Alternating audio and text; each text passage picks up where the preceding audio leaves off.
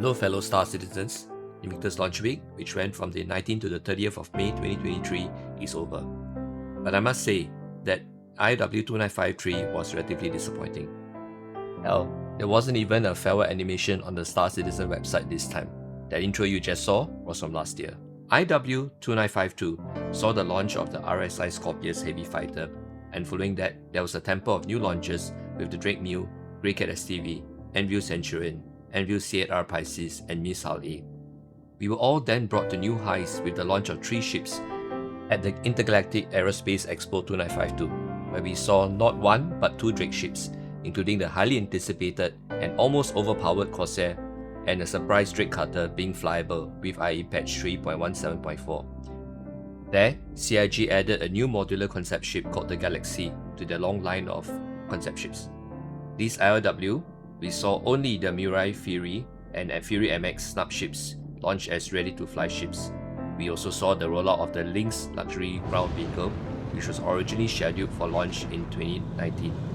CIG also introduced a new concept vehicle, the Thunderous Storm light tank, but there was nothing quantum capable this time. But my disappointment with ILW wasn't just about the lack of large ships. It was in many ways an extension of the very buggy rollout of persistent entity streaming in 3.18. 3.19 wasn't much better. While we could log in this time, ASOC terminals kept bugging out, and worse, the servers were crashing every 4 to 5 hours on average with 30Ks.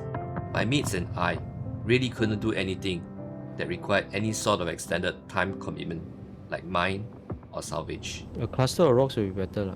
You can ping until you find a cluster of rocks. I have a Oh, problem. okay. No wonder. Shit.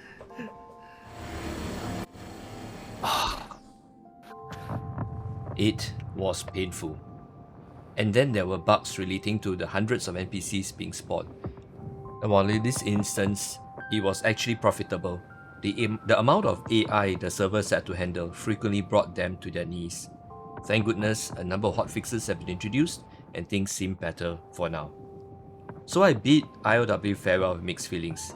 On one hand, CIG did clear 1 backlogged concept ship and introduced only 1 light tank concept, the Thunderous Storm.